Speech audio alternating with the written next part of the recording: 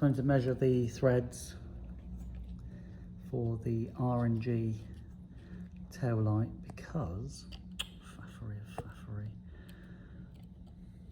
Need to get some nuts for it.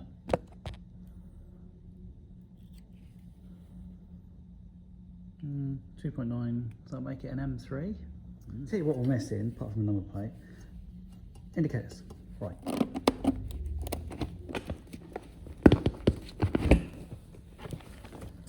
Hey, wiring. Nice.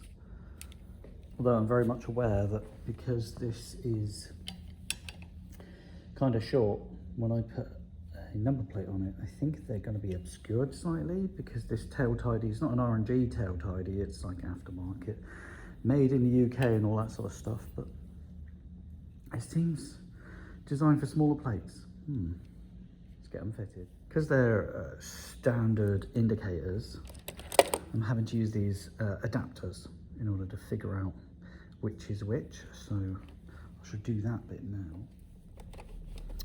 Give me my key. Ignition on and indicate left.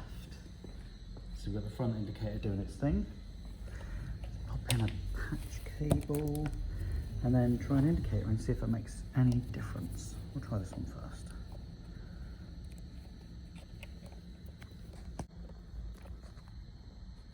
Nothing. Turn it around. The reason I'm not plugging it in is because they've got to go through the tail tidy and up into the bike.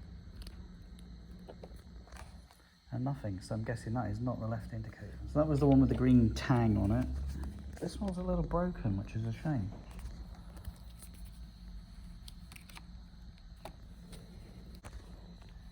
There we go.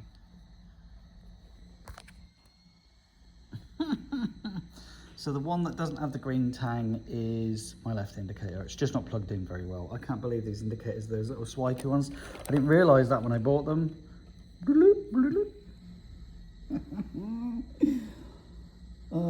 Okay. Installation's not exactly the most difficult. I've got to take this nut off, feed the indicator through here where it's wiring, then pop the indicator wiring up.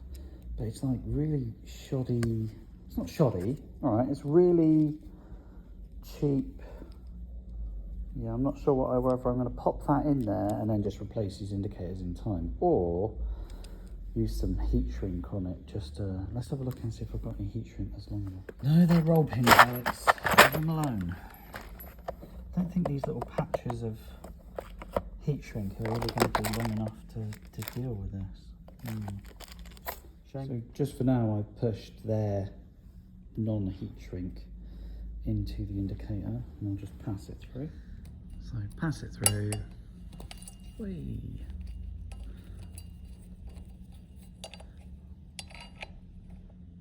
Cool. Send the nut up.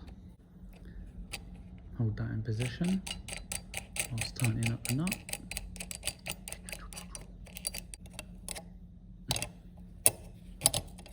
Gotcha. Then it's really a matter of seeing how far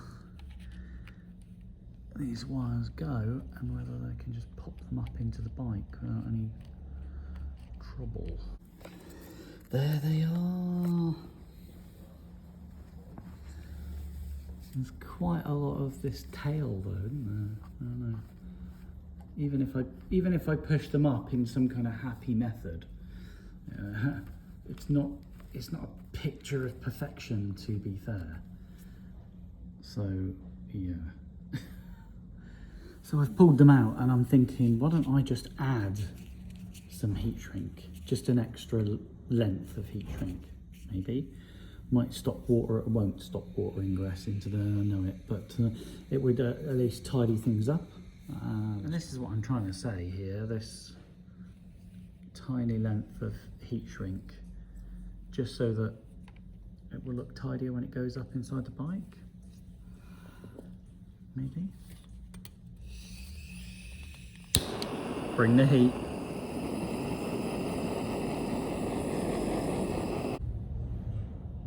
We are looking tidier already. Yes. So we got our wires. Bit of heat shrink coming in, it's fine. And now let's connect them up. Was it the non-green that was? I just got to get them around the right way. So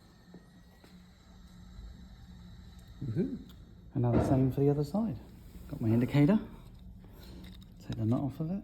Tuck some of their cable protector into the indicator. Pass, no, not through there. Pass the indicator through the hole.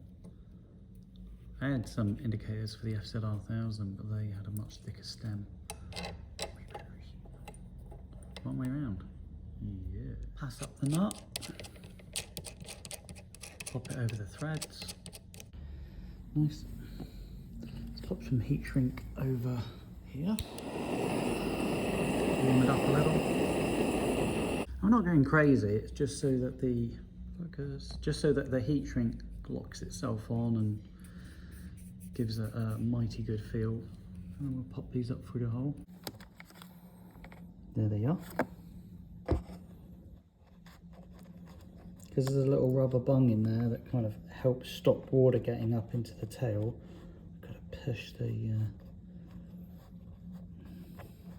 sheathing through with it. They're just touching. Ignition. Indicator right.